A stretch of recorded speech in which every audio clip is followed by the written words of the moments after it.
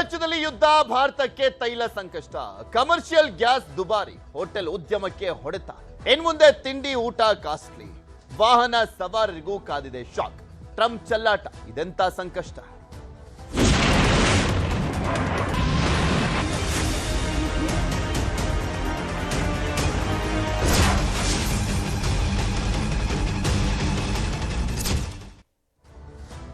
ಮಧ್ಯಪ್ರಾಚ್ಯದಲ್ಲಿ ಯುದ್ಧ ಆಗ್ತಾ ಇದ್ದಂತ ಹಿನ್ನೆಲೆಯಲ್ಲಿ ಏನೇನೆಲ್ಲ ಸಮಸ್ಯೆಗಳನ್ನ ಇದುವರೆಗೂ ನೋಡಿದ್ವಿ. ಇಡೀ ಜಗತ್ತು ಸಮಸ್ಯೆಯನ್ನ ಎದುರಿಸಿರುವಂತದ್ದು, ಇನ್ಕ್ಲೂಡಿಂಗ್ ಭಾರತಕ್ಕಂತೂ ದೊಡ್ಡ ಹೊಡೆತನೆ ಕೊಟ್ಟಿರುವಂತದ್ದು. ಅದರಲ್ಲೂ ಸ್ಪೆಷಲಿ ತೈಲದ ವಿಚಾರಕ್ಕೆ ಸಂಬಂಧಪಟ್ಟಂತೆ ನೋಡೋದಾದ್ರೆ ಹೊಡೆತದ ಮೇಲೆ ಹೊಡೆತ ತಿಂತಾನೆ ಇದೆ. ಕಮರ್ಷಿಯಲ್ ಗ್ಯಾಸ್ ಸಿಲಿಂಡರ್ ರೇಟ್ ಅಂತೂ ಜಸ್ಟ್ 1.5 ತಿಂಗಳಲ್ಲಿ ಹತ್ತತ್ರ $1,400 ಕೂಡ ಜಾಸ್ತಿ ಆಗಿದೆ. ಒಂದ್ ಕಡೆ ಗ್ಯಾಸ್ ಸಿಗ್ತಾ ಇಲ್ಲ, ಸರಿಯಾಗಿ ಗ್ಯಾಸ್ ಪೂರೈಕೆ ಆಗ್ತಾ ಇಲ್ಲ. ಹೋಟೆಲ್ ಉದ್ಯಮಕ್ಕಂತೂ ದೊಡ್ಡ ಹೊಡೆತ ಬಿದ್ದಿರುವಂತದ್ದು. ಹೋಟೆಲ್ಗಳೇ ಅರ್ಧಕ್ಕರ್ಧ ಬಂದಾಗಿದ್ದಾವೆ, ಎಷ್ಟೋ ಜನ ಮಾರ್ಕೊಳ್ತಾ ಇದ್ದಾರೆ. ಇದೇ ಸಂದರ್ಭದಲ್ಲಿ ಮತ್ತೊಂದು ಬರೆಯನ್ನ ಎಳೆದಿರುವಂತದ್ದು ಕೇಂದ್ರ ಸರ್ಕಾರ. $993 ಕಮರ್ಷಿಯಲ್ ಗ್ಯಾಸ್ ಸಿಲಿಂಡರ್ ರೇಟ್ ಜಾಸ್ತಿ ಮಾಡಿದೆ. ಹತ್ತತ್ರ $1,000 ಗ್ಯಾಸ್ ಸಿಲಿಂಡರ್ ರೇಟ್ ಜಾಸ್ತಿ ಆಗಿರುವಂತದ್ದು. ಹೀಗಾಗಿ ಇದು ಇನ್ನಷ್ಟು ಚೈನ್ ಲಿಂಕ್ ರೀತಿಯಲ್ಲಿ ಹೊಡೆತವನ್ನ ಕೊಟ್ಟೇ ಕೊಡುತ್ತೆ. ಹೋಟೆಲ್ನಲ್ಲಿ ಊಟ, ತಿಂಡಿ, ಕಾಫಿ, ಟೀ ಎಲ್ಲದರ ರೇಟು ಕೂಡ ಜಾಸ್ತಿ ಆಗಲಿದೆ. ನೆಕ್ಸ್ಟ್ ಸರ್ದಿ ಯಾವ್ದಪ್ಪ? ಗೃಹ ಬಳಕೆಯ ಸಿಲಿಂಡರ್, ಪೆಟ್ರೋಲ್, ಡೀಸೆಲ್ ರೇಟು ಕೂಡ ಜಾಸ್ತಿ ಆಗುತ್ತಾ ಅಂತ. ಮಧ್ಯಪ್ರಾಚ್ಯದಲ್ಲಿ ಯುದ್ಧ, ಭಾರತಕ್ಕೆ ತೈಲ ಸಂಕಷ್ಟ ಅಂತೂ ದೊಡ್ಡ ಮಟ್ಟದಲ್ಲಿ ಕಾಣ್ತಾ ಇದೆ. ಆಲ್ರೆಡಿ ಖಾಸಗಿ ತೈಲ ಕಂಪನಿಗಳು ಹತ್ತತ್ರ, ಈಗ ಶೆಲ್ಲೆ ಎಕ್ಸಾಂಪಲ್ ತಗೊಳ್ಳೋದಾದ್ರೆ, ಲೀಟರ್ ಪೆಟ್ರೋಲ್ಗೆ ಹತ್ತತ್ರ $130 ಆಗಿದೆ. ಡೀಸೆಲ್ ಕೂಡ ಅಷ್ಟೇ. ಇಂತಹ ಸಂದರ್ಭದಲ್ಲಿ ಸರ್ಕಾರಿ ಸ್ವಾಮ್ಯದ ಪೆಟ್ರೋಲ್ ಬಂಕ್ಗಳಲ್ಲಿ ಮಾತ್ರ ಇನ್ನು 102 ಪಾಯಿಂಟ್ ಸಮಥಿಂಗ್ ಇದೆ. ಅದು ಕೂಡ ಜಾಸ್ತಿ ಆಗುವಂತ ಚಾನ್ಸಸ್ ಇದೆ. ಪೆಟ್ರೋಲ್ ರೇಟು, ಡೀಸೆಲ್ ರೇಟ್, ಗೃಹ ಬಳಕೆಯ ಸಿಲಿಂಡರ್ ರೇಟ್ ಕೂಡ ಜಾಸ್ತಿ ಆಗುವಂತ ಸಾಧ್ಯತೆ. ಭಾರತಕ್ಕೆ ತೈಲ ಬರ್ತಾ ಇಲ್ಲ ಸರಿಯಾಗಿ. ಹರ್ಮುಜ್ ಜಲಸಂಧಿ ಇಲ್ಲ, ಬರ್ತಾ ಇಲ್ಲ ತೈಲದ ಶಿಪ್ಗಳು. ಭಾರತದಲ್ಲಿ ತೈಲ ಅಭಾವ ಹಿನ್ನೆಲೆಯಲ್ಲಿ ದರ ಏರಿಕೆಯ ಶಾಕ್ ಕೊಡ್ಲಾಗ್ತಾ ಇದೆ. ದಿಢೀರಂತ ಯಾಕೆ ಏರಿಕೆ ಆಯ್ತು? ಪಂಚರಾಜ್ಯ ಚುನಾವಣೆ ನಡೀತಾ ಇತ್ತು. ಇಂತಹ ಸಂದರ್ಭದಲ್ಲಿ ಏರಿಕೆ ಮಾಡಿಬಿಟ್ರೆ ವೋಟಿನ ಮೇಲೆ ಎಫೆಕ್ಟ್ ಆಗುತ್ತೆ ಅಂತ ಕೇಂದ್ರ ಸರ್ಕಾರ ಹೋಲ್ಡ್ ಮಾಡಿತ್ತು. ಯಾವಾಗ ಪಶ್ಚಿಮ ಬಂಗಾಳದಲ್ಲಿ ಕೊನೆಯ ಹಂತದಲ್ಲಿ 29ನೇ ತಾರೀಕು ಮತದಾನ ಮುಗಿತು, ಒಂದೇ ಸಲ ಬರೆ ಎಳೆಯಕ್ಕೆ ಶುರು ಮಾಡಿತು ಕೇಂದ್ರ ಸರ್ಕಾರ. ಕಮರ್ಷಿಯಲ್ ಸಿಲಿಂಡರ್ ದರ ಒಂದೇ ಸಲ ಏರಿಕೆ ಆಯಿತು. ಸಿಲಿಂಡರ್ ದರ ಏರಿಕೆಯಿಂದ ಹೋಟೆಲ್ ಉದ್ಯಮಕ್ಕಂತೂ ದೊಡ್ಡ ಹೊಡೆತ. ಯಾರೆಲ್ಲ ಕಮರ್ಷಿಯಲ್ ಗ್ಯಾಸ್ ಸಿಲಿಂಡರ್ ಅನ್ನ ಅವಲಂಬಿಸಿದ್ರು ಅವ್ರಿಗೆಲ್ರಿಗೂ ಕೂಡ ಹೊಡ್ತಾನೆ. ಮೊದಲೇ ಬ್ಲಾಕ್ ಮಾರ್ಕೆಟ್ ಅಲ್ಲಿ ಈ ಹಿಂದೆ $2,200 ಇದ್ದಾಗಲೇ $3,000, $4,000, ಹತ್ತತ್ರ $6,000 ಕೊಟ್ಟು ತಗೊಳ್ತಾ ಇದ್ರು. ಈಗ ಇನ್ನೊಂದು $1,000 ಜಾಸ್ತಿ ಆಗಿರುವಂತ ಹಿನ್ನೆಲೆಯಲ್ಲಿ ಬ್ಲಾಕ್ ಮಾರ್ಕೆಟ್ ಅಲ್ಲಿ ಇನ್ನಷ್ಟು ಜೋರಾಗಿ ದಂಧೆ ನಡೆಯುತ್ತೆ. ಇನ್ನು ಮುಂದೆ ಹೋಟೆಲ್ ತಿಂಡಿ ಊಟ ರೇಟು ಕೂಡ ಜಾಸ್ತಿ ಆಗುತ್ತೆ. ಗ್ಯಾಸ್ ದರ ಏರಿಕೆ ಬಗ್ಗೆ ಹೋಟೆಲ್ ಮಾಲೀಕರುಗಳು ಮಾತನಾಡಿದ್ದಾರೆ. ಯಾರ್ಯಾರು ಏನೇನು ಹೇಳಿದ್ದಾರೆ ಕೇಳೋಣ. ಈಗ ಇವತ್ತು 1 ತಾರೀಕಿನಿಂದವ $3,300 ಸಿಲಿಂಡರ್ ಆಗಿದೆ. ಅಂದ್ರೆ $991 ಸಿಲಿಂಡರ್ ಜಾಸ್ತಿ ಆಗಿದೆ. ಇದು ನಮ್ಮ ಹೋಟೆಲ್ ಇದಕ್ಕೆ ತುಂಬಾ ತೊಂದರೆ ಆಗ್ತದೆ. ಯಾಕಂದ್ರೆ ರೇಟ್ ಜಾಸ್ತಿ ಮಾಡ್ಲಿಕ್ಕೆ ಆಗುದಿಲ್ಲ ನಿಮಗೆ. ಆಲ್ರೆಡಿ ನಾವು ರೇಟ್ ಜಾಸ್ತಿ ಮಾಡಿದ್ವಿ ಸದ್ಯ. ಹೀಗೆ ಮತ್ತೆ ಮಾಡಿದ್ರೆ ಗ್ರಾಹಕರಿಗೂ ಹೊರೆ ಆಗ್ತದೆ. ತಿಂಗಳ ಇದು ಹೆಚ್ಚು ಕಡಿಮೆ ಆಗ್ತದೆ. ಈ ಕಮರ್ಷಿಯಲ್ ಸಿಲಿಂಡರ್ ರೇಟು ಇದು ಹೆಚ್ಚು ಕಡಿಮೆ ಅಂದ್ರೆ ಬರೋ ತಿಂಗಳ 50 ಅಥವಾ $100 ಹೆಚ್ಚು ಕಡಿಮೆ ಆಗುವುದೇ ಹೊರತಾಗಿ ಮತ್ತೆ $900 ಕಮ್ಮಿ ಆಗುವಂಗೆ ಕಾಣ್ತಾ ಇಲ್ಲ. ಹೀಗೆ ಮುಂದೆ ಹೇಗೆ ಹೋಟೆಲ್ ನಡೆಸುವುದು ಅಂತ ಅನ್ನೋದೇ ನಮ್ದು ಚಿಂತೆ ಆಗಿದೆ. ಏಕಾಏಕಿ ಸರ್ಕಾರ, ಕೇಂದ್ರ ಸರ್ಕಾರ ಈ ಮಟ್ಟಿಗೆ ಜಾಸ್ತಿ ಮಾಡಿದ ಗ್ರಾಹಕರಿಗೆ, ಮುಖ್ಯವಾಗಿ ಗ್ರಾಹಕರು ಹೋಟ್ಲಿನ ಆಹಾರ ಪದಾರ್ಥಗಳನ್ನೇ ನೆಚ್ಚಿಕೊಂಡು ಹೋಟ್ಲಲ್ಲೇ ಊಟ ತಿಂಡಿ ಮಾಡುವಂಥ ಗ್ರಾಹಕರಿಗೆ ಬಹಳ ಕಷ್ಟ ಆಗುತ್ತೆ. ಯಾಕೆಂದರೆ ಹೋಟ್ಲ್ ಉದ್ಯಮಗಳು ಕೂಡ ಈ ಬೆಲೆ ಏರಿಕೆಯಿಂದ ಯಥಾಸ್ಥಿತಿ ಬೆಲೆಗಳಿಗೆ ಕೊಡ್ಲಿಕ್ಕೆ ಆಗೋದಿಲ್ಲ. ಈಗಾಗಲೇ ಕೆಲವರು ನೀವೆಲ್ಲ ಗೊತ್ತಿದ್ದರಿಂದ $5, $10 ಜಾಸ್ತಿ ಮಾಡಿದ್ದಾರೆ. ಇನ್ನು ಈ ಪ್ರಮಾಣ ಸರ್ಕಾರನೇ ದಾರಿ ತೋರಿಸ್ಕೊಟ್ಟಿದೆ ಅಂತ ಹೇಳಲಿಕ್ಕೆ ಬಯಸ್ತೀನಿ. 50% ಮಿನಿಮಮ್ ಅಂತ ನಾವು ಕಟ್ ಆಫ್ ಮಾಡಿದ್ವಿ. ಯಾವ್ದಾದ್ರು ಗ್ಯಾಸ್ ಜಾಸ್ತಿ ಸುಡ್ತಿತ್ತು ಅದೆಲ್ಲ ಕಟ್ ಆಫ್ ಮಾಡಿದ್ವಿ. ರೇಟು ಸ್ವಲ್ಪ ಹೈಕ್ ಮಾಡಿದ್ವಿ. ಯಾಕಂದರೆ $2,000 ಇದ್ದಿನ ಸಿಲಿಂಡರ್ $3,500-4,000 ಆಗಿತ್ತು. ಈಗ ಮತ್ತೆ ಇಮಿಡಿಯೇಟಾಗಿ $950, $1,000 ಕಡೆ ಹೆಚ್ಚಿಗೆ ಆದಾಗ $1,000 ಹೆಚ್ಚಿಗೆ ಸೀರಿಯಸ್ $4,500 ಅಂತ ಹೇಳ್ತಾ ಇದ್ದಾರೆ. ಈಗ $4,500 ಸಿಲಿಂಡರ್ ರೇಟ್ ಹೆಚ್ಚಿಗೆ ಆದಾಗ ನಮಗೇನು ವರ್ಕೌಟ್ ಮಾಡೋಕ್ಕಾಗ್ತಾಯಿಲ್ಲ. ಈಗಾಗಲೇ ನಾವು 20% ರೇಟ್ ಹೈಕ್ ಮಾಡಿದ್ದೀವಿ. ಯಾವುದೋ ಟಿಫನ್ $50 ಇದರಿಂದ 60, 65, 70 ಅಂದರೆ ಓಕೆ. ಇದನ್ನು ಮತ್ತೆ ಈ ಥರ ಬಂದಾಗ ಮತ್ತೆ 80, 90 ಮಾಡಿದ್ರೆ ಯಾರೂ ಬರಲ್ಲ. ಅನಿವಾರ್ಯ ಸರ್, ಮಾಡ್ಲಿಕ್ಕೆ ಬೇರೆ ಆಪ್ಷನ್ನೇ ಇಲ್ಲ. ಸಣ್ಣ ಪುಟ್ಟ ಅಂಗಡಿಯವರು ಇವತ್ತೆಲ್ಲರೂ ಭಾಳಷ್ಟು ಮಂದಿ ಫೋನ್ ಮಾಡಿದ್ದಾರೆ. ನಾವು ನಮ್ಮ ಅಸೋಸಿಯೇಷನ್ದು ಒಂದು ಮೀಟಿಂಗ್ ಕರೆದಿದ್ದೇವೆ. ಆ ಮೀಟಿಂಗಲ್ಲಿ ನಾವು ಎಲ್ಲ ಮೆಂಬರ್ಸಿಗೆ what is the rate as of today, ನಮಗೆ ಫುಡ್ ಕಾಸ್ಟ್ ಮೇಲೆ ಅದನ್ನು ಎಷ್ಟು ಪೆಟ್ಟು ಬೀಳ್ತದೆ, ಅದಕ್ಕೆ ನಾವು ಅಲ್ಟರ್ನೇಟನ್ನು ಏನು ಯೂಸ್ ಮಾಡಬೇಕು, ಅದರದ್ದು ನಮ್ಗೆ ಕಾಸ್ಟಿಂಗ್ ಎಷ್ಟು ಬರ್ತದೆ, ವೆದರ್ ನಮ್ಮ ಕಡೆ ಆ ಜಾಗ ಇದೆಯಾ ಮಾಡಲಿಕ್ಕೆ, ಅದಕ್ಕೆ ತಾಗೋದು ಹೈಜೀನ್ ಫ್ಯಾಕ್ಟರ್ಸನ್ನು ಮೇಂಟೈನ್ ಮಾಡಲಿಕ್ಕೆ ಆಗ್ತದೆ, ಇವೆಲ್ಲ ಪ್ಯಾರಾಮೀಟರ್ಸನ್ನು ಚೆಕ್ ಮಾಡಿ ಎಲ್ಲರಿಗೂ ನಾವು ಸೂಚನೆ ಕೊಡ್ತೇವೆ. ಹೋಟೆಲ್ ಉದ್ಯಮಕ್ಕೆ ಮತ್ತೆ ಹೊಡೆತ ಬಿದ್ದಿರುವಂಥ ಹಿನ್ನೆಲೆಯಲ್ಲಿ ಸಂಕಷ್ಟ ಪರಿಸ್ಥಿತಿಯಲ್ಲಿದ್ದಾರೆ ಅವರು. ಏನು ನಷ್ಟವನ್ನ ಸರಿದೂಗಿಸುವಂಥ ಹಿನ್ನೆಲೆಯಲ್ಲಿ ಏನು ಮಾಡ್ತಾರೆ, ಅವ್ರಿಗಿರುವಂಥ ಆಪ್ಷನ್ಸ್ ಏನು ಅಂದರೆ ಊಟ ತಿಂಡಿ ಕಾಫಿ ಟೀ ರೇಟ್ ಎಲ್ಲ ಜಾಸ್ತಿ ಮಾಡೋದು. ಇದ್ರ ಬಗ್ಗೆ ಗ್ರಾಹಕರು ಮಾತನಾಡಿದ್ದಾರೆ. ಅವ್ರು ಏನು ಹೇಳಿದ್ದಾರೆ ಕೇಳೋಣ. ಜನರಲ್ ಆಗಿ ಎಲ್ಲರೂ ಈ ಕೆಲಸಕ್ಕೆ ಹೋಗೋರು ಮತ್ತು ನಮ್ಮ ಆಟೋ ರಿಕ್ಷಾ ಡ್ರೈವರ್ ಇರ್ಬೋದು, ಲೇಬರ್ಸ್ ಇರ್ಬೋದು, ವರ್ಕರ್ಸ್ ಇರ್ಬೋದು, ಅವರಿಗೆಲ್ಲ ಜನರಲ್ ಆಗಿ ಡೆಫಿನೆಟ್ಲಿ ತೊಂದರೆ ಆಗೇ ಆಗ್ತದೆ. ದಿನಗೂಲಿ ಕೆಲಸದವ್ರಿಗೆ ಈ ಥರ 10 ರೂಪಾಯಿ ಡಿಫ್ರೆನ್ಸು ಭಾಳ ಡಿಫ್ರೆನ್ಸ್ ಆಗ್ತದೆ.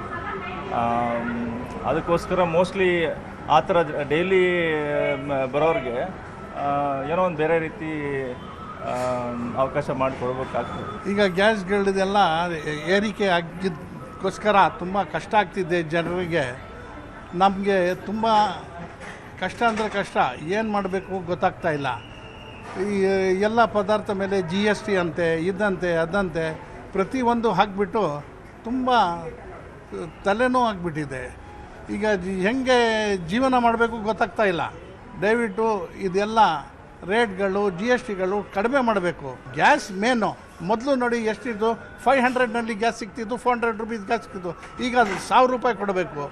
ಅದು ಕೊಟ್ಟರು ಭಾಳಕ್ಕೆ ಕಷ್ಟ ಆಗ್ತಿದೆ. ಸಿಕ್ಕಾಪಟ್ಟೆ ಇನ್ಫ್ಲೂಯೆನ್ಸ್ ಇದೆ ಈ ಪರಿಸ್ಥಿತಿಯಿಂದ. ಇವಾಗ ಈ ಪ್ರಾಬ್ಲಮ್ ಇರೋದ್ರಿಂದ ನಾವು we have to cut short or so ನಾವು ಇಲ್ಲಿ ಬರೋದು ನಾವು we have to bring it down from 3 to 1. ಈ ಗೌರ್ಮೆಂಟ್ ಬಂದುಬಿಟ್ಟು they should take some initiative in reducing this price at least. ಅವರು ಏನಾದರೂ ಬೇರೆ ಏನಾದರೂ ಮಿಟಿಗೇಷನ್ ಮಾಡಬಹುದು ಅಂತ ಅವರು ಯೋಚನೆ ಮಾಡಬೇಕು. ಯಾಕಂದರೆ ಸಾಮಾನ್ಯ ಜನ ತುಂಬ ಸಫರ್ ಆಗ್ತಾ ಇದ್ದಾರೆ. ಯಾಕಂದರೆ ಅವರು ಆಯಿಲ್ ಯೂಸ್ ಮಾಡಿ ಪೂರಿ ಮಾಡೋದಕ್ಕೂ ಇಲ್ಲ ದೋಸೆ ಮಾಡೋದಕ್ಕೆ ಅವ್ರಿಗೆ ಆಗ್ತಾ ಇರಲಿಲ್ಲ. So they have to focus only on steamed food. ಬಗ್ಗೆ ಇನ್ನಷ್ಟು ಮಾಹಿತಿಯನ್ನು ಕೊಡ್ತಾ ಹೋಗ್ತಾರೆ ನಮ್ಮ ಬೆಳಗಾವಿಯ ಪ್ರತಿನಿಧಿ ಚಂದ್ರಕಾಂತ್ ಸುಗಂಧಿ ನಮ್ಮ ಜೊತೆ ನೇರ ಸಂಪರ್ಕದಲ್ಲಿ ಜಾಯ್ನ್ ಆಗಿದ್ದಾರೆ. ಚಂದ್ರಕಾಂತ್ ಸುಗಂಧಿ, ಯುದ್ಧ ಶುರುವಾದಾಗಿನಿಂದಲೂ ಕೂಡ ದೊಡ್ಡ ಮಟ್ಟದಲ್ಲಿ ಹೊಡೆತ ತೊಳ್ತಾ ಇರುವಂಥ ಮೇನ್ ಉದ್ಯಮ ಅಂದರೆ ಹೋಟೆಲ್ ಉದ್ಯಮ. ಈಗ ಆಲ್ರೆಡಿ ಗ್ಯಾಸ್ ಸಿಗದಿರುವಂಥ ಹಿನ್ನೆಲೆಯಲ್ಲಿ ದೊಡ್ಡ ಸಂಕಷ್ಟದಲ್ಲಿದ್ದರು. ಮತ್ತೊಂದು ಕಡೆ 3ನೇ ಬಾರಿಗೆ ಗ್ಯಾಸ್ ರೇಟ್ ಜಾಸ್ತಿ ಆಗಿರುವಂಥ ಹಿನ್ನೆಲೆಯಲ್ಲಿ ಯಾವ ರೀತಿಯಾದಂಥ ಸಂಕಷ್ಟದ ಪರಿಸ್ಥಿತಿಯನ್ನ ಮತ್ತೊಮ್ಮೆ ಫೇಸ್ ಮಾಡುವಂತಾಗ್ತದೆ, ಇನ್ನಷ್ಟು ಸಂಕಷ್ಟಕ್ಕೆ ದೂಡ್ತಾ ಇದೆ ಇದು ಅಂತ. ಪೃಥ್ವಿರಾಜ್ ಏನಂತಂದ್ರೆ ಬೆಳಗಾವಿಯಲ್ಲೂ ಕೂಡ ಇದರ ಪರಿಣಾಮ ಬೀರಿರ್ತಕ್ಕಂಥದ್ದು. ಗ್ಯಾಸ್ ಬೆಲೆಯಲ್ಲಿ ಸತತವಾಗಿ 2 ತಿಂಗಳಿಂದ ಏರಿಕೆ ಕಾಣ್ತಾ ಇದೆ. ಈಗ 3,000 ರೂಪಾಯಿ ಇದ್ದಂತಹ ಬೆಲೆ 4,000 ರೂಪಾಯಿ ಆಗಿದೆ. ಯಾಕಂದ್ರೆ 2,000 ರೂಪಾಯಿ ಇದ್ದಾಗ ಅದನ್ನು ಬ್ಲ್ಯಾಕ್ ಅಂತ ಹೇಳಿ ಅದರ 1,000 ರೂಪಾಯಿ ಹೆಚ್ಚು ದರ ತಗೊಂಡಿದ್ರು. ಈಗ ಬೆಲೆ ಸುಮಾರು 4,000 ಹಂತಕ್ಕೆ ತಲುಪಿರ್ತಕ್ಕಂಥದ್ದು. ಒಂದೇ ದಿನ 1,000 ಹೆಚ್ಚು ಬೆಲೆ ಏರಿಕೆ ಮಾಡಿದ್ದು ಸಾಕಷ್ಟು ಸಮಸ್ಯೆ ಆಗಿದೆ. ಮತ್ತೊಂದು ಕಡೆ ಬೆಳಗಾವಿಯಲ್ಲಿ ಮೆಗಾ ಗ್ಯಾಸ್ ಕಂಪನಿ ಕೂಡ 62 ರೂಪಾಯಿ ಇದ್ದಂತಹ 1 kg ದರವನ್ನ ಈಗ 89 ಮಾಡಿದೆ. ಹೀಗಾಗಿ ಹೋಟೆಲ್ ಉದ್ಯಮ ಮತ್ತೊಮ್ಮೆ ಸಂಕಷ್ಟಕ್ಕೆ ಸಿಲುಕಿದೆ ಅಂತ ಹೇಳ್ಬೋದು. ನಾನೀಗ ಕೊಲ್ಲಾಪುರ ಸರ್ಕಲ್ ಬಳಿ ಇರುವಂತಹ ಶಿವ ಹೋಟೆಲ್ ಅಲ್ಲಿ ಇದ್ದೇನೆ. ಇಲ್ಲಿ ಕಳೆದ ಬಾರಿ ಏನು ಗ್ಯಾಸ್ ಸಮಸ್ಯೆ ಆದ ಸಂದರ್ಭದಲ್ಲಿ ಇವರು ಏನು ಕಟ್ಟಿಗೆ ಒಲೆಗಳನ್ನ ಉಪಯೋಗ ಮಾಡಿ ಏನು ಅಡಿಗೆಯನ್ನ ಮಾಡುವಂತ ಹಂತಕ್ಕೆ ತಲುಪಿತ್ತು. ಈಗ ಸಮಸ್ಯೆ ಮತ್ತಷ್ಟು ಬಿಗಡಾಯಿಸುವ ಹಂತಕ್ಕೆ ತಲುಪಿದೆ. ಯಾಕಂದ್ರೆ ಒಂದೇ ಸರ್ತಿಗೆ ಸುಮಾರು ಏನು 900 ರೂಪಾಯಿ ಏರಿಕೆ ಮಾಡಿದ್ದು ಸಾಕಷ್ಟು ಸಮಸ್ಯೆಯನ್ನ ಉಂಟು ಮಾಡಿದೆ. ಗ್ರಾಹಕರು ಮತ್ತು ಹೋಟೆಲ್ ಮಾಲೀಕರು ಏನು ಹೇಳ್ತಾರೆ ಅಂತ ಕೇಳೋಣ. ಈ ಹೋಟೆಲ್ ಮ್ಯಾನೇಜರ್ ಸುಧೀರ್ ಅವರು ಇದ್ದಾರೆ. ಈಗ ಕಳೆದ ಬಾರಿನೇ ನೀವು ಒಲೆಯನ್ನು ಹಚ್ಚಿದ್ರಿ, ಈಗ ಹೇಗಿದೆ ಪರಿಸ್ಥಿತಿ? ಇಲ್ಲ, ಒಲೆಯನ್ನು ಮುಂದುವರಿಸಿದ್ದೇವೆ ಸರ್. ಈಗ ಏನಾಗ್ತಾ ಇದೆ, ರೇಟನ್ನು ಒಂದು ಹಂತದಲ್ಲಿ ಸ್ವಲ್ಪ ಜಾಸ್ತಿ ಮಾಡಿದ್ರೆ ಚಲೋ ಆಗ್ತದೆ. ಇದು ಕಂಪ್ಲೀಟ್ಲಿ ಡಬಲ್ ಮಾಡೋದು ಅಂತ ಹೇಳಿದ್ರೆ ನಮ್ಗೆ ವ್ಯಾಪಾರ ಇರೋದು ಸ್ವಲ್ಪ ಕಡಿಮೆ. ನಾವು ಪೂರಾ ಗ್ಯಾಸಿಗೆ ಹಾಕೊಂತ ಕುಂತ್ರೆ ನಾವು ನಮಗೇನು ಲಾಭ ಏನಿಲ್ಲ. ಮತ್ತು ಗ್ಯಾಸ್ಗಳು ಅವ್ರೇನು ಮೆಗಾ ಗ್ಯಾಸಿಗೆ ಅಂದರೆ ಪೈಪ್ಲೈನಿಗೆ ಕೇಳ್ಬೇಕಲ್ಲ ಸ್ವಲ್ಪ ಕಮ್ಮಿ ಯೂಸ್ ಮಾಡಿ ಇನ್ನೂ ರೇಟ್ ಹೆಚ್ಚಾಗೋ ಸಾಧ್ಯತೆ ಇದೆ ಅಂತ ಹೇಳ್ತಿದ್ದಾರೆ. ಹಾಗಾಗಿ ನಾವು ದುಡ್ದಿದ್ದು ಪೂರಾ ಗ್ಯಾಸಿಗೆ ಹಾಕ್ತಾ ಕುಂತ್ರೆ ಮತ್ತು ನಮ್ಮ ವರ್ಕರ್ಸಿಗೆ ಏನು ಕೊಡೋದು, ನಾವೇನು ಲಾಭ ಪಡೆಯೋದು. ಹಾಗಾಗಿ ಇನ್ನೊಂದು ಸ್ವಲ್ಪ ಜಾಸ್ತಿ ಮಾಡಿದ್ರೆ ಹೋಟ್ಲು ಕ್ಲೋಸ್ ಮಾಡೋ ಪರಿಸ್ಥಿತಿ ಬರುತ್ತೆ. ಯಾಕಂದರೆ ನಾವೀಗ ನೋಡಿ ಇಡ್ಲಿ ದೋಸೆ ಗೀಸೆಗೆಲ್ಲ ಒಂದು 10 ರೂಪಾಯಿ 5 ರೂಪಾಯಿ ಜಾಸ್ತಿ ಮಾಡಬೇಕು. ಇಲ್ಲದಿದ್ದರೆ ಗ್ರಾಹಕರು ನಮಗೆ ಬಗೆ ಹೊಡಿತಾರೆ. ಮತ್ತು ಅಷ್ಟು 5-10 ರೂಪಾಯಿ ಮಾಡಿದ್ರೆ ನಮಗೆ ವರ್ಕೌಟ್ ಆಗೋದಿಲ್ಲ. ಇನ್ನು 200-300 ರೂಪಾಯಿ ಮಾಡಿದ್ರೆ ಗ್ರಾಹಕರು ಯಾರೂ ಬರೋದಿಲ್ಲ. ಹಾಗಾಗಿ ಮೇಯ್ನ್ ನಮಗೆ ಗ್ಯಾಸ್ ಭಾರಿ ಮಹತ್ವ ಇರ್ತದೆ. ಬಟ್ ಈ ರೀತಿ ಹೆಚ್ಚು ಮಾಡ್ತಾ ಕೂತ್ರೆ ಮುಂದಿನ ದಿನ ಭಾರಿ ಕಷ್ಟ ಆಗ್ತದೆ. ಒಂದೊಂದು ಡಿಶ್ಶಿನ ಬೆಲೆ 30 ರೂಪಾಯಿ ಏರಿಸ್ಬೇಕು. ಆವಾಗ ನಮಗೆ ಲಾಭ ಬರೋದು. ಹಾಗಾಗಿ ತುಂಬ ಸಂಕಷ್ಟ ಆಗ್ತಾ ಇದೆ. ಏನು ಮಾಡಬೇಕು ಅಂತ ಗೊತ್ತಾಗ್ತಾ ಇಲ್ಲ ನಮಗೆ. ಇಷ್ಟು ಹೇಳಿದ್ರೆ ಹೋಟೆಲ್ನ ಮ್ಯಾನೇಜರ್ ಹೇಳ್ತಕ್ಕಂಥದ್ದು. ಈಗಾಗಲೇ ಬೆಳಗಾವಿ ಹೋಟೆಲ್ ಅಸೋಸಿಯೇಷನ್ ಅಧ್ಯಕ್ಷ ಅಜಿತ್ ಪೈ ಕೂಡ ನಿನ್ನೆ ಏನು ಮಾಧ್ಯಮಗಳ ಜೊತೆ ಮಾತಾಡಿದ್ರು. ಅವರು ಕೂಡ ಏನು ಹೇಳಿದ್ರು ಅಂತಂದ್ರೆ 2-3 ದಿನಗಳಲ್ಲಿ ನಾವು ಬೆಲೆ ಏರಿಕೆ ಬಗ್ಗೆ ತೀರ್ಮಾನವನ್ನ ಮಾಡ್ತೇವೆ. ಇನ್ನು ಸುಮಾರು ಅವರ ಸಂಘದಲ್ಲಿ ನೋಂದಾಯಿತ 200ಕ್ಕೂ ಹೆಚ್ಚು ಏನು ಇವರಿದ್ದಾರೆ, ಮಾಲಕರಿದ್ದಾರೆ, ಅವರೆಲ್ಲರೂ ಕೂಡ ಸಭೆಯನ್ನು ಮಾಡ್ತೀವಿ ಅಂತಕ್ಕಂಥ ಮಾತಾಡಿದ್ರು. ಒಬ್ಬರು ಗ್ರಾಹಕರಿದ್ದಾರೆ, ಅವರು ಮಾತಾಡ್ಸೋಣ. ಸರ್, ಹೋಟೆಲ್ಗೆ ಬಂದಿದ್ದೀರಿ, ಇನ್ನು ಮೇಲೆ ಮತ್ತಷ್ಟು ತುಟ್ಟಿ ಆಗಲಿದೆ ಗ್ಯಾಸ್ ಸಮಸ್ಯೆಯಿಂದ, ಏನು ಹೇಳ್ತೀರಿ? ಸರ್, ಏನಂದ್ರೆ ರೇಟ್ ಎಲ್ಲ ಜಾಸ್ತಿ ಆಗಿಬಿಟ್ಟಿವೆ ಸರ್. ಗ್ಯಾಸ್ ಸಮಸ್ಯೆಯಿಂದ ಇಲ್ಲಿ ಎಲ್ಲ ರೇಟ್ ಹೆಚ್ಚಾಗಿಬಿಟ್ಟಿವೆ. ಇನ್ನು ಮೊದಲ ಥರ ಇಲ್ಲ, ಸಮಸ್ಯೆ ಅದ ಭಾಳ. ಮತ್ತಷ್ಟು ಹೆಚ್ಚಾಗಿದ್ರಿ ಕೇಂದ್ರ ಸರ್ಕಾರದಾಗ ಯಾವ್ದೊಂದು ಕಡಿಮೆ ಆಗಿದೆ ಕೇಂದ್ರ ಸರ್ಕಾರ ಕೇಂದ್ರ ಸರ್ಕಾರ 12 ವರ್ಷ ಆಯ್ತು, ಯಾವ್ದಾನ ಕಡಿಮೆ ಮಾಡ್ಯಾರೇನು? ಇನ್ನೂ ಹೆಚ್ಚು ಮಾಡ್ತಾರೆ ಅವ್ರಿಗೇನು ಬ್ಯಾನಿ ಇಲ್ಲ. ಜನಗಳ ಬಗ್ಗೆ, ಸಾರ್ವಜನಿಕರ ಬಗ್ಗೆ ಒಟ್ಟು ಇಲ್ಲ ಅವರಿಗೆ. ಒಂದೇ ದೇವರು, ಜನರು, ಮಸ್ಜಿದು, ಮಂದಿರು, ಮಠ, ಜನಗಳ ಬಗ್ಗೆ ಸಮಸ್ಯೆ ಇಷ್ಟ ಅವ್ರಿಗೆ. ಅನ್ನಂಪಟ್ಟಿದೆ ಎಷ್ಟು ಸಮಸ್ಯೆ ಆಗಿಬಿಟ್ಟು ಕೆಲವು ಹೋಟೆಲ್ಗಳು ಮುಚ್ಚಿಬಿಟ್ಟವು, ಬಡವರು ಕಷ್ಟ ನಾಶ ಹೋಟೆಲ್ ಮುಚ್ಚಿಬಿಟ್ಟವು ಸರ್ ಎಲ್ಲ. ಇದಿಷ್ಟು ಅಂತಂದ್ರೆ ಬೆಳಗಾವಿಯ ಗ್ರಾಹಕರು ಹೇಳ್ತಕ್ಕಂಥದ್ದು ಈಗಾಗಲೇ ಬೆಳಗಾವಿ ಹೋಟೆಲ್ಗಳ ಮೇಲೆ ಸಾಕಷ್ಟು ಪರಿಣಾಮವನ್ನು ಬೀರಿದೆ. ಇನ್ನು ಬೆಲೆ ಏರಿಕೆ ಮಾಡಿದ್ರೆ ಗ್ರಾಹಕರು ಬರಲ್ಲ ಅಂತಕ್ಕಂಥ ಆತಂಕ ಇರ್ತಕ್ಕಂಥದ್ದು. ಸಣ್ಣ ಪುಟ್ಟ ಹೋಟೆಲ್ಗಳು ಈಗ ಮುಚ್ಚುವ ಹಂತಕ್ಕೆ ತಲುಪಿವೆ. ಪೃಥ್ವಿರಾಜ್. ಓಕೆ, ಧನ್ಯವಾದ ಚಂದ್ರಕಾಂತ್ ಸುಗಂಧಿ ನಿಮ್ಮೆಲ್ಲ ಮಾಹಿತಿಗಾಗಿ. ಒಬ್ರು ಗ್ರಾಹಕರು ಹೇಳ್ತಾ ಇದ್ರು ಯಾವ್ದ್ರಿ ಕಮ್ಮಿ ಆಗಿದೆ, ಎಲ್ಲದೂ ಜಾಸ್ತಿ ಆಗ್ತಾನೆ ಹೋಗ್ತಾ ಇದೆ, ಯಾರು ಬಂದ್ರು ಅಷ್ಟೇ ಅಂತ ಹೇಳ್ತಾ ಇದ್ದಾರೆ. ಇದೇ ವಿಚಾರಕ್ಕೆ ಸಂಬಂಧಪಟ್ಟಂತೆ ಮಾತನಾಡ್ತಾ ಹೋಗೋಣ. ನಮ್ಮ ಜೊತೆ FKCCIನ ಮಾಜಿ ಅಧ್ಯಕ್ಷರಾಗಿರುವಂತ ಮುರಳೀಧರ್ ನೇರ ಸಂಪರ್ಕದಲ್ಲಿ ಜಾಯ್ನ್ ಆದ. Sir, welcome to the show. ನೋಡ್ತಾ ಇದ್ವಿ, 1000 ರೂಪಾಯಿವರೆಗೂ ಏರಿಕೆ ಆಗಿದೆ. ಇದು ಜಸ್ಟ್ ಆರಂಭ ಅನ್ನುವ ರೀತಿಯಲ್ಲೇ ಕಾಣಿಸ್ತಾ ಇದೆ. ಇನ್ನು ನೆಕ್ಸ್ಟ್ ಇದೆ ಮಾರಿ ಹಬ್ಬ ಅನ್ನುವ ರೀತಿಯಲ್ಲಿ. ಹೌದು, ಇವಾಗ ಸರ್ಕಾರಕ್ಕೂ ಏನು ಮಾಡ್ಲಿಕ್ಕೆ ಆಗ್ತಾ ಇಲ್ಲ. ಇಷ್ಟು ಒಂದು 2 ತಿಂಗಳು ತೈಲದ ಬೆಲೆ ಜಾಸ್ತಿ ಆದ್ಮೇಲೂ ಅವರು ಎಕ್ಸ್ಟ್ರಾ ಪ್ರೈಸ್ ಅಲ್ಲೇ ಅವರೇ ಅಬ್ಸಾರ್ಬ್ ಮಾಡ್ಕೊಂಡು ಪ್ರಜೆಗಳಿಗೆ ಏನು ತೊಂದರೆ ಮಾಡದೆ 2 ತಿಂಗಳು ಅವರೇ ಅಬ್ಸಾರ್ಬ್ ಮಾಡ್ಕೊಂಡಿದ್ದಾರೆ. ಆದ್ರೆ ಇನ್ ಮುಂದೆ ಅವರು ಅಬ್ಸಾರ್ಬ್ ಮಾಡ್ಕೊಳಕ್ ಆಗೋದಿಲ್ಲ. ಇವಾಗ ಈ ಯುದ್ಧ ಮುಂಚೆ $60 ಇತ್ತು ತೈಲದ ಬೆಲೆ ಪರ್ ಬ್ಯಾರಲ್. ಇವಾಗ $120ಗೆ ಮುಟ್ಟಿದೆ. ಅದು ಇಲ್ಲದೆ ನಮ್ದು ರುಪಿ ಡಾಲರ್ ಎಕ್ಸ್ಚೇಂಜ್ ರೇಟ್ ಬೇರೆ 95 ರೂಪೀಸ್ಗೆ ಬಂದ್ಬಿಟ್ಟಿದೆ. ಅದರಿಂದ ಇವಾಗ ಇವತ್ತಿನ ಬೆಲೆ ನೋಡಿದ್ರೆ 11,000 ರೂಪಾಯಿ ಆಗುತ್ತೆ ಒಂದು ಬ್ಯಾರಲ್ ಕ್ರೂಡ್ ಆಯಿಲ್ಗೆ. ಅದರಿಂದ ನಮ್ ಸರ್ಕಾರದಲ್ಲಿ ಅಷ್ಟು ದುಡ್ಡು ಕೊಟ್ಟು ನಮ್ಮ ಆಯಿಲ್ ಕಂಪನೀಸು ಆ ಪ್ರೈಸ್ ಪ್ರಾಡಕ್ಟ್ಸ್ ಮೇಲೆ ಇನ್ಕ್ರೀಸ್ ಮಾಡದಿದ್ರೆ ಅವರಿಗೆ ತುಂಬಾ ಲಾಸ್ ಆಗುತ್ತೆ. ಆ ಲಾಸ್ ಅನ್ನ ಸರ್ಕಾರದಿಂದ ಸ್ವಲ್ಪ ಕೊಡ್ಬೋದು, ಆದ್ರೆ ಎಷ್ಟು ಅಂತ ಕೊಡ್ಲಿಕ್ಕೆ ಆಗುತ್ತೆ ಅವರು ಸರ್ಕಾರದಿಂದ. ಒಂದು ವಿಚಾರ ಏನಂದ್ರೆ, ಈ ಆಯಿಲ್ ಕಂಪನೀಸ್ ಹತ್ರ ಹೋದ ಒಂದು 2-3 ವರ್ಷದಲ್ಲಿ ಅವ್ರಿಗೆ ಒಳ್ಳೆ ಲಾಭ ಬಂದಿತ್ತು. ಅದರಿಂದ ಈ 2-3 ತಿಂಗಳು ಅವ್ರಿಗೆ ತಡ್ಕೊಳಕ್ಕೆ ಆಗ್ತಾ ಇದೆ. ಆದ್ರೆ ಇನ್ನು ಮುಂದೆ ಹೋದ್ರೆ ಅವ್ರಿಗೆ ತಡ್ಕೊಳಕ್ ಆಗಲ್ಲ, ಸರ್ಕಾರ ಸಪೋರ್ಟ್ ಮಾಡ್ಲೇಬೇಕಾಗುತ್ತೆ. ಆದ್ರೆ ಸರ್ಕಾರ ಎಷ್ಟು ಸಬ್ಸಿಡಿ ಕೊಡ್ಲಿಕ್ಕೆ ಆಗುತ್ತೆ ಅನ್ನೋದು ಒಂದು ಪ್ರಶ್ನೆ ಬಂದ್ಬಿಡುತ್ತೆ. ಇವಾಗ್ಲೇ 80-90 ಸಾವಿರ ಕೋಟಿ ಅವರು ಫುಡ್ ಸಬ್ಸಿಡಿ ಕೊಡ್ತಾ ಇದ್ದಾರೆ, 1 ಲಕ್ಷದ ಮೇಲೆ ಫರ್ಟಿಲೈಸರ್ ಸಬ್ಸಿಡಿ ಕೊಡ್ತಾ ಇದ್ದಾರೆ. ಇನ್ನು ಎಷ್ಟು ಸಬ್ಸಿಡಿ ಕೊಡ್ಲಿಕ್ಕೆ ಆಗುತ್ತೆ ಅನ್ನೋದು ಒಂದು ಪ್ರಶ್ನೆ ಬಂದೇ ಬರುತ್ತೆ. ಅದರಿಂದ ಎಲ್ಲಾ ಆಯಿಲ್ ಪ್ರಾಡಕ್ಟ್ಸ್ ಮೇಲೂ ಪೆಟ್ರೋಲಿಯಂ ಸಚಿವರು ಆನ್ ದಿ ಫ್ಲೋರ್ ಲೋಕಸಭೆ ರಾಜ್ಯಸಭೆಯಲ್ಲೆಲ್ಲ ಮಾತನಾಡಿದ್ದಾರೆ. 3 ತಿಂಗಳಾಗುವಷ್ಟು ನಮ್ಗಂತೂ ಸಮಸ್ಯೆ ಇಲ್ಲ ಅಂತ, ತೈಲದ ಬಗ್ಗೆ ಯಾವುದೇ ಸಮಸ್ಯೆ ಇಲ್ಲ ಅಂತ. ಆದ್ರೆ ಖಾಸಗಿ ತೈಲ ಕಂಪನಿಗಳು ಹತ್ತತ್ರ 130 ರೂಪಾಯಿವರೆಗೂ ಮಾಡಿದ್ದಾರೆ. ಇನ್ನ ನೆಕ್ಸ್ಟ್ ಸರದಿ ಎಲೆಕ್ಷನ್ ಆದಂತ ಹಿನ್ನೆಲೆಯಲ್ಲಿ ಈಗ ಆಲ್ರೆಡಿ ಕಮರ್ಷಿಯಲ್ ಸಿಲಿಂಡರ್ದಾಯ್ತು, ನೆಕ್ಸ್ಟ್ ಪೆಟ್ರೋಲು, ಡೀಸೆಲ್, ಗೃಹ ಬಳಕೆಯ ಗ್ಯಾಸ್ ಸಿಲಿಂಡರ್ ಕೂಡ ಜಾಸ್ತಿ ಆಗುವಂತ ನಿರೀಕ್ಷೆ ಅನ್ನುವಂತ ಆತಂಕದಲ್ಲೇ ಇದ್ದಾರೆ ಜನಸಾಮಾನ್ಯರು. ಕರೆಕ್ಟ್, ನೀವು ಹೇಳಿದ್ದು ನಿಜ. ಇವಾಗ ನಾನು ಹೇಳಿದ್ದಷ್ಟೇ, 3 ತಿಂಗಳವರೆಗೂ ನಮ್ಮ ಆಯಿಲ್ ಕಂಪನೀಸ್ ಅಲ್ಲಿ ಮುಂದಿನ ಪ್ರಾಫಿಟ್ಸ್ ಏನ್ ಮಾಡಿದಾರೋ ಆ ರಿಸರ್ವ್ ಎಲ್ಲ ಇದೆ, ಅದನ್ನ ಅವರು ಯೂಸ್ ಮಾಡ್ಕೊಂಡು ತಡ್ಕೊಬಲ್ರು. ಆದ್ರೆ ಅದಕ್ಕೂ ಮುಂಚೆ ಅದಕ್ಕಿಂತ ಜಾಸ್ತಿ ಆದ್ರೆ ಅವ್ರಿಗೆ ತಡ್ಕೊಳಕ್ ಆಗೋದಿಲ್ಲ. ಒಂದು ನಮ್ಮ ಹತ್ರ ಇರೋ ಸ್ಟ್ರಾಟಜಿಕ್ ರಿಸರ್ವ್ಸ್ ಏನಿದೆಯೋ ಅದರಲ್ಲಿ ನಾವು we have started already dipping in. ನಾವು ಎಷ್ಟು ತಿಂಗಳವರೆಗೂ ನಮ್ ಸ್ಟ್ರಾಟಜಿಕ್ ರಿಸರ್ವ್ಸ್ ಯೂಸ್ ಮಾಡಬಹುದು ಅನ್ನೋದು ಒಂದು ಪ್ರಶ್ನೆ ಬಂದ್ಬಿಡುತ್ತೆ. ಅದರಿಂದ ಒಂದು ಪ್ರೈಸ್ ಜಾಸ್ತಿ ಆಗುತ್ತೆ, ಇನ್ನೊಂದು ನಮಗೆ ಸಪ್ಲೈ ಶಾರ್ಟೇಜ್ ಇದೆ. ಎಲ್ರಿಗೂ ಗೊತ್ತೇ ಇದೆ, ಪ್ರತಿಯೊಬ್ಬರಿಗೂ ಇವಾಗ ಹರ್ಮುಜ್ ಇಂದ ಬರ್ತಾ ಇಲ್ಲ, ನಮಗೆ ತುಂಬಾ ತೈಲ ಅಲ್ಲಿಂದಾನೆ ಬರ್ತಾ ಇತ್ತು. ಅದರಿಂದ ತುಂಬಾ ತೊಂದರೆ ಇದೆ. ಸರ್ಕಾರ ಇದಕ್ಕಿಂತ ಇನ್ನು ಏನು ಮಾಡ್ಲಿಕ್ಕೆ ಸಾಧ್ಯನೇ ಇಲ್ಲ. ಇವಾಗ ಸರ್ಕಾರದ ಹತ್ರ ಅಷ್ಟು ದುಡ್ಡಿದ್ರೆ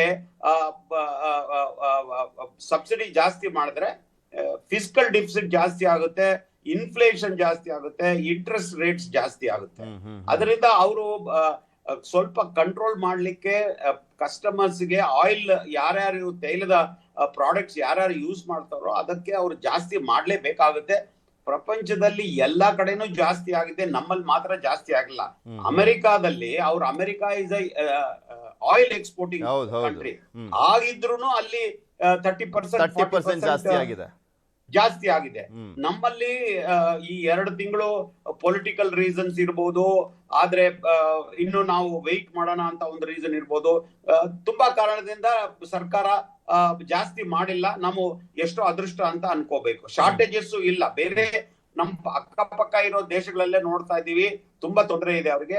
ನಮ್ಮಲ್ಲಿ 2 ತಿಂಗಳು ಸರ್ಕಾರ ಇಷ್ಟ ಆದ್ರೂ ನಮ್ಗೆ ಅನುಕೂಲ ಮಾಡ್ಕೊಡ್ತಲ್ಲ, ಅದಕ್ಕೆ ನಾವು ಸಂತೋಷ ಪಡ್ಬೇಕು. ಇವಾಗ ಮುಂದೆ ಇಷ್ಟ ದಿನ ಆಗದೆ ಹೋಗಿದ್ದೆ ಪುಣ್ಯ ಅನ್ಕೊಬೇಕಾಗಾದ್ರೆ, ಇಷ್ಟ ದಿನ ಜಾಸ್ತಿ ರೇಟ್ ಆಗದೆ ಹೋಗಿದ್ದೆ ಓಕೆ, ನಮ್ ಜೇಬಲ್ಲಿ ಒಂದ್ ಸ್ವಲ್ಪ ದುಡ್ಡು ಉಳಿತು ಅನ್ಕೊಬೇಕಾಗಾದ್ರೆ ಅದ್ರಲ್ಲೇ ಒಂದ್ ಸ್ವಲ್ಪ ಖುಷಿ ಆಗಾದ್ರೆ ಖುಷಿ ಆಗುತ್ತೆ. ಆದ್ರೆ ನೋಡಿ, ಯಾವ ಸಿಚುವೇಶನ್ ಅಲ್ಲೂ ಪ್ರಜೆಗಳಿಗೆ ಯಾವ ಐಟಮ್ ಅಲ್ಲೂ ರೇಟ್ ಜಾಸ್ತಿ ಮಾಡಿದ್ರೆ ಎಲ್ರಿಗೂ ತೊಂದರೆ ಆಗ್ಲೇ ಆಗುತ್ತೆ. ಅದನ್ನ ನಾವು ಒಪ್ಕೊಳ್ಳೇಬೇಕು.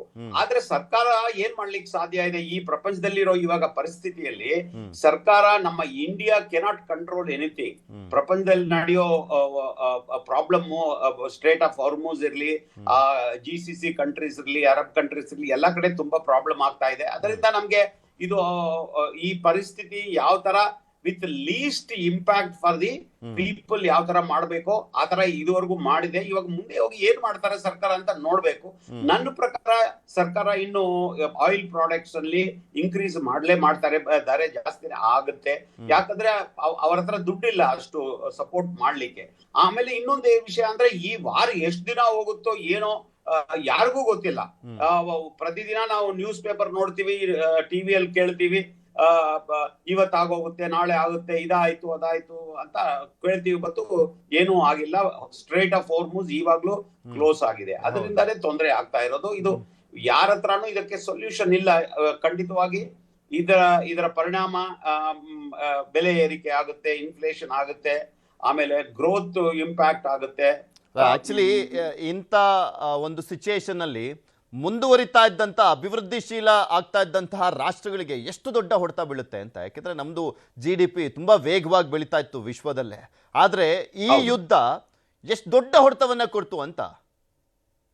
ಇವಾಗ ನೋಡಿ, ತುಂಬಾ ಅನಲಿಸ್ಟು, ಎಕಾನಮಿಸ್ಟು ಡೈಲಿ ಇದರ ಬಗ್ಗೆ ಚರ್ಚೆ ಮಾಡ್ತಾನೆ ಇರ್ತಾರೆ, ಅನಲೈಸ್ ಮಾಡ್ತಾನೆ ಇರ್ತಾರೆ. ಆದ್ರೆ ಅವರು ಒಂದು ಅಸಂಪ್ಷನ್ ಅಂದ್ರೆ ಈ ತರ ಆಗ್ಬೋದು, ಈ ತರ ಆದ್ರೆ ಈ ತರ ಆಗುತ್ತೆ ಅಂತ ಒಂದು ಮಾಡ್ಕೊಂಡು ಒಂದು ಪ್ರೆಡಿಕ್ಷನ್ ಮಾಡ್ತಾರೆ.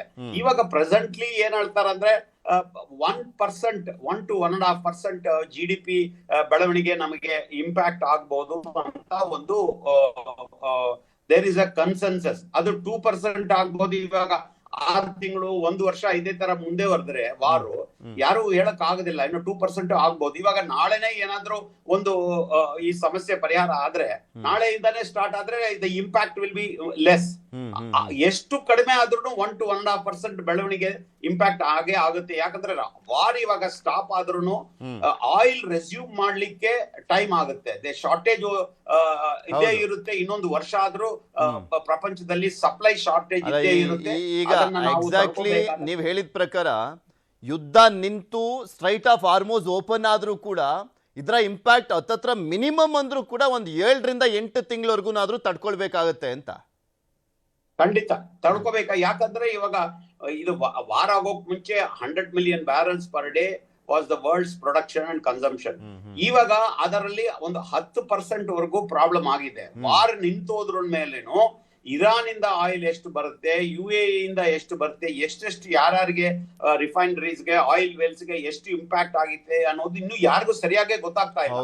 ಅದಾದ್ಮೇಲೆ ಗೊತ್ತಾಗುತ್ತೆ. ಸೊ ನನ್ನ ಪ್ರಕಾರ at least about 8-9 months petrol products ಅಲ್ಲಿ ಶಾರ್ಟೇಜಸ್, ಸಪ್ಲೈ ಪ್ರಾಬ್ಲಮ್ಸ್ ಇರುತ್ತೆ. ಸರ್, ನಿಮ್ಮ ಇಂಡಸ್ಟ್ರಿಲ್ ಎಲ್ಲ ಹೇಗೆ ಹೊಡ್ತಾ ಬಿದ್ದಿದೆ? ಈಗ ಪೆಟ್ರೋಲ್ ಡೀಸೆಲ್ ತುಂಬಾ ಅಭಾವ, ಅದ್ರ ಜೊತೆಗೆ ಗ್ಯಾಸ್ ಡಿಪೆಂಡೆನ್ಸಿನೂ ಕೂಡ ಇದೆ ಇಂಡಸ್ಟ್ರಿಯಲ್ಲಿ. ಇವಾಗ ನೋಡಿ, ದೇರ್ ಆರ್ ಸಮ್ ಇಂಡಸ್ಟ್ರಿ, ಕೆಲವು ಇಂಡಸ್ಟ್ರೀಸ್ ಗಳಲ್ಲಿ ಇದು LPG ರಿಕ್ವೈರ್ಮೆಂಟ್ಸ್ ತುಂಬಾ ಜಾಸ್ತಿ ಇರುತ್ತೆ. ನೋಡಿ, ಬೇಕರಿ ಪ್ರಾಡಕ್ಟ್ಸ್ ಇರ್ತಾರೆ, ಆಮೇಲೆ general engineering industry, small scale industries ಇರ್ತಾರೆ, ಸೆರಾಮಿಕ್ ಬೇಸ್ಡ್ ಪ್ರಾಡಕ್ಟ್ಸ್ ಇರ್ತಾರೆ. ಇವರಲ್ಲಿ heating is a main component of process ಆಗುತ್ತೆ. ಅವರಿಗೆ ಈ ಕಾಸ್ಟ್ ಆಫ್ ಪ್ರೊಡಕ್ಷನ್ ತುಂಬಾನೇ ಜಾಸ್ತಿ ಆಗಿದೆ. ಅವರು ಆ ಕಾಸ್ಟ್ ಅನ್ನ ಅವರು ಮುಂದೆ ಹೋಗಿ ದೊಡ್ಡ ಇಂಡಸ್ಟ್ರೀಸ್ಗೆ ಪಾಸ್ ಆನ್ ಮಾಡ್ಬೇಕಾದ್ರೆ ಅವ್ರು ಅಷ್ಟು ಈಸಿಯಾಗಿ ಅಕ್ಸೆಪ್ಟ್ ಮಾಡ್ಕೊಳಲ್ಲ. ಕೆಲವು at least 2-3 months 4 months 5 months cost ಜಾಸ್ತಿ ಆದ್ರೆ ಅವ್ರವ್ರೇ ಅದನ್ನ ಅಬ್ಸಾರ್ಬ್ ಮಾಡ್ಕೋಬೇಕಾಗುತ್ತೆ. ಅದರಲ್ಲಿ ಖಂಡಿತ ಕಷ್ಟ ಆಗ್ತದೆ. ಒಂದು ಕಾಸ್ಟ್ ಜಾಸ್ತಿ ಆಗುತ್ತೆ, ಒಂದು ಅವೈಲಬಿಲಿಟಿ ಜಾಸ್ತಿ ಆಗುತ್ತೆ. ಇನ್ನೊಂದು ಮೂರು ಏನಂದ್ರೆ ನಮಗೆ ಬರ್ಬೇಕಾದ್ರೆ ಸಿಲಿಂಡರ್ಸ್ ಬರ್ತಾ ಇದೆಯಲ್ಲ, ಅದರಲ್ಲಿ ವೆಯ್ಟ್ ಸರಿಯಾಗಿರೋದಿಲ್ಲ, ನಮ್ಗೆ ಸಿಗೋದಿಲ್ಲ. ಇದು ಕರೆಕ್ಟ್ ಆಗಿದೆಯಾ ವೆಯ್ಟ್, ನಾವ್ ಇದು ಬಿಟ್ರೆ ಆಮೇಲೆ ಸಿಗುತ್ತೋ ಇಲ್ವೋ ಅನ್ನೋ ಒಂದು ತೊಂದರೆ. ಎಲ್ಲಾ ವಿಧಗಳ ತೊಂದರೆನೂ ಆಗ್ತಾ ಇದೆ ಗ್ಯಾಸ್ ಕನ್ಸ್ಯೂಮರ್ಸ್ಗೆ, ಸ್ಮಾಲ್ ಸ್ಕೇಲ್ ಇಂಡಸ್ಟ್ರೀಸ್ಗೆ. ಪ್ರೈಸಸ್ ಜಾಸ್ತಿ ಆಗ್ತಾ ಇದೆ, ಖಂಡಿತವಾಗಿ ಅದು ಅಫೆಕ್ಟ್ ಆಗಿದೆ. ಇವಾಗ ಎಸ್ಪೆಷಲಿ ಇವಾಗ ನೋಡಿ, ಹೋಟೆಲ್ಸ್ ಬಗ್ಗೆ ನೀವು ಮಾತಾಡಿದ್ರಿ, ಆದ್ರೆ bakery, biscuit manufacturer, bread manufacturing, food processing units, ಇವೆಲ್ಲದಕ್ಕೂ ತುಂಬಾ ಪ್ರಾಬ್ಲಮ್ ಆಗಿದೆ. ಚೈನ್ ಲಿಂಕ್ ಎಲ್ಲದೂ ಕೂಡ. ನೆಕ್ಸ್ಟ್ ಏನಾದ್ರು ಪೆಟ್ರೋಲ್ ಡೀಸೆಲ್ ರೇಟು ಕೂಡ ಸರ್ಕಾರಿ ಸ್ವಾಮ್ಯ ಜಾಸ್ತಿ ಆಗ್ಬಿಟ್ರೆ, ಈಗ ಟ್ರಾವೆಲ್ ಎಕ್ಸ್ಪೆನ್ಸು, ಟ್ರಾನ್ಸ್ಪೋರ್ಟ್ ಎಕ್ಸ್ಪೆನ್ಸು, ಪ್ರತಿಯೊಂದು ಕೂಡ ಜಾಸ್ತಿ ಆದ್ಮೇಲೆ ಅದಕ್ಕೆ ಲಿಂಕ್ ಇರುವಂತದ್ದು ಕೂಡ ಜಾಸ್ತಿ ಆಗ್ತಾ ಹೋಗ್ಬಿಡುತ್ತೆ. ಇವಾಗ ನಾನ್ ಮಾತಾಡಿದ್ದು ಡೈರೆಕ್ಟ್ ಗ್ಯಾಸ್ ಕನ್ಸಂಪ್ಷನ್ ಮಾಡೋರು. ಇವಾಗ ಡೀಸೆಲ್ ಪ್ರೈಸಸ್ ಜಾಸ್ತಿ ಆಗಿ ಅದರಿಂದ ನಿಮಗೆ ಇನ್ಫ್ಲೇಷನ್ ಎಲ್ಲಾ ಕಡೆ ಜಾಸ್ತಿ ಆಗುತ್ತೆ. ಇನ್ನೊಂದು ವಿಷಯ, ಎಕ್ಸ್ಪೋರ್ಟ್ ಮಾಡ್ತಾ ಇರೋರಿಗೆ ಕಂಟೈನರ್ ಸಿಗ್ತಾ ಇಲ್ಲ.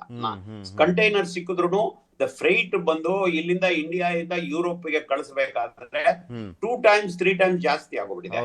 ನಾವೆಲ್ಲ ಕೆಲವರೆಲ್ಲ ಲಾಂಗ್ ಟರ್ಮ್ ಕಾಂಟ್ರಾಕ್ಟ್ಸ್ ಇಟ್ಕೊಂಡಿರ್ತಾರೆ, 6 monthsಗೆ ಈ ಪ್ರೈಸ್ಗೆ ಕೊಡ್ತೀವಿ ನಾವು ಅಂತ. ಅವ್ರಿಗೆಲ್ಲ ತುಂಬಾ ತೊಂದರೆ ಆಗ್ತಾ ಇದೆ. ಇದು ಪ್ರತಿಯೊಬ್ಬರು ಒಬ್ಬೊಬ್ಬರಿಗೂ ಒಂದೊಂದು ಇಂಡಸ್ಟ್ರೀಸ್ಗೂ ಹೋಗಿ ಮಾತಾಡಿದ್ರೆ ಅವ್ರ ಹತ್ರ ಅವ್ರವ್ರಿಗೆ peculiar type of problems impact ಇದೆ. ಒಂದು ಜನರಲೈಸೇಷನ್ ಮಾಡಿ ಹೇಳಕ್ಕಾಗಲ್ಲ. ಯಾವ ಇಂಡಸ್ಟ್ರೀಸ್ನು ನನಗೆ ಅಫೆಕ್ಟ್ ಆಗಿಲ್ಲಪ್ಪ, ನಾನ್ ಮುಂಚೆ ಹೆಂಗಿದ್ದೀನೋ ಹಾಗೇ ಇದೆ ಇವಾಗ ಅಂತ ಒಬ್ರು ಹೇಳಕ್ಕಾಗಲ್ಲ. ಇದರ್ ಮಾರ್ಕೆಟ್ ಅಫೆಕ್ಟ್ ಆಗಿದೆ, ಕಾಸ್ಟ್ ಅಫೆಕ್ಟ್ ಆಗಿದೆ. ಇದು ಸೇಮ್ ಒಂಥರ ಕೊರೋನಾದ ರೀತಿಯಾದಂತ ಪರಿಸ್ಥಿತಿನೇ ಫೇಸ್ ಮಾಡ್ತಾ ಇದ್ದಾರೆ. ಇದು ಕೊರೋನಾಗಿಂತ ನಾನು ಏನ್ ಹೇಳ್ತೀನಿ, 70s ಅಲ್ಲಿ ಆಯಿಲ್ ಪ್ರಾಬ್ಲಮ್ ಬಂದಿತ್ತು, 73-74 ಅಲ್ಲಿ. ಆ ತರ ಇರಾಕ್ ಇರಾನ್ ಯುದ್ಧ ಆಗ್ಬೇಕಾದ್ರೂ ಈ ಸಮಸ್ಯೆ ಫೇಸ್ ಮಾಡಿದ್ವಿ. ಹೌದು. ಆಮೇಲೆ ಇನ್ನೊಂದು ಅಂದ್ರೆ ಒಂದೇನು ಒಳ್ಳೇದು ಏನಾಯ್ತು ಅಂದ್ರೆ, ಇವಾಗ ಎನರ್ಜಿ, ಓವರ್ ಆಲ್ ಎನರ್ಜಿ ಇದೆಯಲ್ಲ, ಗ್ರೀನ್ ಎನರ್ಜಿ, ಪವರ್, ಆಮೇಲೆ ಪೆಟ್ರೋಲಿಯಂ ಪ್ರಾಡಕ್ಟ್ಸ್, ಅದರ ಯೂಸೇಜು ಫಾರ್ ದ ಟೋಟಲ್ ಎಕಾನಮಿನಲ್ಲಿ ಪರ್ಸೆಂಟೇಜ್ ತಗೊಂಡ್ರೆ ಪೆಟ್ರೋಲಿಯಂ ಸ್ವಲ್ಪ ಕಡಿಮೆ ಆಗಿದೆ ಮುಂಚೆಗಿಂತ. ಇವಾಗ ಗ್ರೀನ್ ಎನರ್ಜಿ ಬರ್ತಾ ಇದೆ. ಎಲ್ಲಾನು ಇವಾಗ ಲಾಟ್ ಆಫ್ ಹೋಟೆಲಿಯರ್ಸ್ ನಮಗ್ ಗೊತ್ತಿದ್ದಂಗೆ ಪವರ್ಗೆ ಶಿಫ್ಟ್ ಆಗ್ತಾ ಇದ್ದಾರೆ. 20% ಅಷ್ಟು ಎಥನಾಲ್ ಕೂಡ ಯೂಸ್ ಮಾಡ್ತಾ ಇದೀವಿ. ಅಬ್ಸಲ್ಯೂಟ್ಲಿ ಎಥನಾಲ್ ಯೂಸ್ ಮಾಡ್ತಾ ಇದ್ದಾರೆ. ಅದರಿಂದ ಇಂಪ್ಯಾಕ್ಟ್ ಅನ್ನ ಸ್ವಲ್ಪ ಕಡಿಮೆ ಮಾಡ್ಲಿಕ್ಕೆ ಸರ್ಕಾರದ ಕಡೆಯಿಂದ ಪ್ರಯತ್ನ ಮುಂಚೆಯಿಂದನೇ ಸ್ಟಾರ್ಟ್ ಮಾಡಿದ್ದಾರೆ, ಆಗ್ತಾ ಇದೆ. ಆದ್ರೆ ಒಂದೇ ಒಂದು ಇಂಪಾರ್ಟೆಂಟ್ ವಿಷಯ ನಾನು ಏನ್ ಹೇಳಲಿಕ್ಕೆ ಬಯಸ್ತೀನಿ ಅಂದ್ರೆ, ಈ ಎನರ್ಜಿ ಅನ್ನೋದು ಇಂಟರ್ನಲ್ ಸೆಕ್ಯೂರಿಟಿ ತರ ನಾವು ಟ್ರೀಟ್ ಮಾಡ್ಬೇಕು ಇನ್ಮೇಲೆ. ಎನರ್ಜಿ ಸೆಕ್ಯೂರಿಟಿ ನಮ್ಮ ದೇಶಕ್ಕೆ ಆಕ್ಚುಯಲ್ ಸೆಕ್ಯೂರಿಟಿ ಎಷ್ಟು ಇಂಪಾರ್ಟೆಂಟೋ ಅದೇ ತರ ಎನರ್ಜಿ ಸೆಕ್ಯೂರಿಟಿನೂ ನಾವು ಕನ್ಸಿಡರ್ ಮಾಡಿ ಅದನ್ನ. ಅಲ್ಲ, ಇದು ರೈಟ್ ಟೈಮ್ ಅಲ್ವಾ ಸರ್? ಇದು ರೈಟ್ ಟೈಮ್. ನಾವು ಆಲ್ಟರ್ನೇಟಿವ್ ಆಗಿ ಬೇರೆ ಕಡೆನೂ ಕೂಡ ತಗೊಳ್ಬೇಕು, ಮತ್ತು ಒಂದ್ ಕಡೆ ನಮ್ಮಲ್ಲೇ ನಾವು ಆಲ್ಟರ್ನೇಟಿವ್ ಆಗಿ ಏನಾದ್ರೂ ಮಾಡ್ಕೊಳ್ಳೇಬೇಕು ಅನ್ನುವಂಥದ್ದಕ್ಕೆ ಒಂದು ಬೆಸ್ಟ್ ಸಿಚುಯೇಷನ್ ಅನ್ನ ಕ್ರಿಯೇಟ್ ಮಾಡಿಕೊಟ್ಟಿದೆ ಈ ಯುದ್ಧ. ಹೌದು, ಖಂಡಿತ. National should be the aim of the ಕಂಟ್ರಿಗೆ ಇದೆ. Energy security should become one of the most important aspects ಅಂತ ನಾನು ಹೇಳ್ತೀನಿ. ಆಲ್ಟರ್ನೇಟಿವ್ ಆಗಂದ್ರೆ ಏನ್ ಆಪ್ಷನ್ಸ್ ಇದೆ ಅಂತ? ಇವಾಗ ನೋಡಿ, ಇವಾಗ ತಾನೇ ಅಂಡಮಾನ್ ನಿಕೋಬಾರ್ ಐಲ್ಯಾಂಡ್ಸ್ ಅಲ್ಲಿ ಡ್ರಿಲ್ಲಿಂಗ್ ಗೆ ಪರ್ಮಿಷನ್ ಕೊಟ್ಟಿದ್ದಾರೆ, ನಿಮ್ಗೆ ಗೊತ್ತೇ ಇದೆ. ಅದು ಇಷ್ಟು ವರ್ಷದಿಂದ ಎನ್ವೈರನ್ಮೆಂಟಲಿಸ್ಟ್ ಅದನ್ನ they were stopping it, and Supreme Court ವರ್ಗೂ ಹೋಗಿ ಅದನ್ನ ಸ್ಟಾಪ್ ಮಾಡಿದ್ರು. ಇವಾಗ ಸರ್ಕಾರ ಒಂದು ಇಂಟ್ರೆಸ್ಟ್ ತಗೊಂಡು ಅದನ್ನ ಡ್ರಿಲ್ಲಿಂಗ್ ಗೆ ಪರ್ಮಿಟ್ ಮಾಡಿದ್ದಾರೆ. ಅದರಲ್ಲಿ ಆಯಿಲ್ ಪ್ರೊಡಕ್ಷನ್ ಜಾಸ್ತಿ ಆಗುತ್ತೆ ಇನ್ನು ಮೇಲೆ ಮುಂದೆ. ನಂಬರ್ 2 ಏನಂದ್ರೆ, alternate routes of energy, solar power, wind power, ಇದನ್ನ ತುಂಬಾ ಇದಕ್ಕೆ ಎಂಕರೇಜ್ ಮಾಡಬೇಕು. ಸೋಲಾರ್ ಪವರ್, ಬ್ಯಾಟ್ರಿ ಟೆಕ್ನಾಲಜಿಗೆ you must encourage people. Storage facility ಜಾಸ್ತಿ ಆಗುತ್ತೆ. ಅದರಿಂದ it's a big subject by itself. ನಾವು ಸರ್ಕಾರ ಇದನ್ನ ನ್ಯಾಷನಲ್ ಸೆಕ್ಯೂರಿಟಿ ಎಷ್ಟು ಇಂಪಾರ್ಟೆಂಟೋ ಎನರ್ಜಿ ಸೆಕ್ಯೂರಿಟಿ ಅಷ್ಟು ಇಂಪಾರ್ಟೆಂಟು ಅಂತ ಒಂದು ನಿರ್ಣಯ ತಗೊಂಡು ಅದ್ರ ಬಗ್ಗೆ ಕೆಲಸ ಮಾಡಿದ್ರೆ ನೆಕ್ಸ್ಟ್ 5 to 10 years ಅಲ್ಲಿ ನಾವು dependence on oil, dependence on import ಕಡಿಮೆ ಮಾಡಬಹುದು. ಓಕೆ ನೋಡೋಣ. ಈ ಚೇಂಜಸ್ಸು ಮತ್ತೆ ಈ ಯುದ್ಧದ ಪರಿಣಾಮ ಒಂದು ಪಾಠ ಅಂತೂ ಆಗಿದೆ.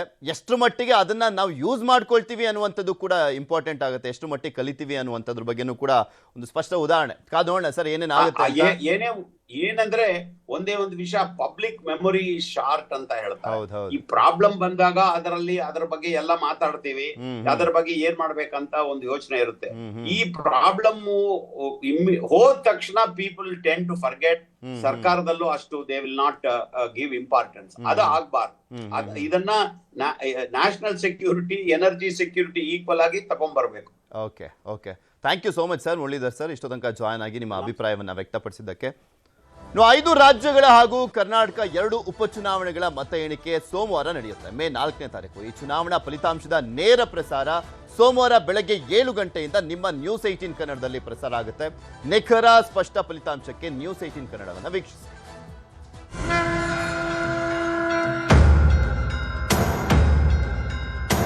5 ರಾಜ್ಯಗಳ ಮತ ಎಣಿಕೆ, 2 ಉಪಚುನಾವಣೆಗಳು.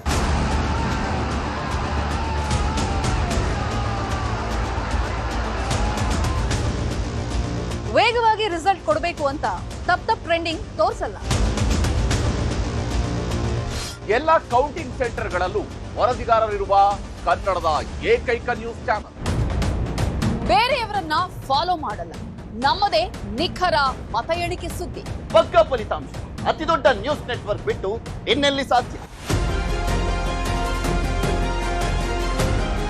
ಎಲೆಕ್ಷನ್ ರಿಸಲ್ಟ್ಗೆ ಅತ್ಯಂತ ವಿಶ್ವಾಸಾರ್ಹ ಚಾನಲ್ ನ್ಯೂಸ್ 18 ಕನ್ನಡ. ಪಂಚ ತೀರ್ಪು ಮೇ 4 ಬೆಳಗ್ಗೆ 7 ಗಂಟೆಯಿಂದ ನಾನ್ ಸ್ಟಾಪ್ ನೇರ ಪ್ರಸಾರ.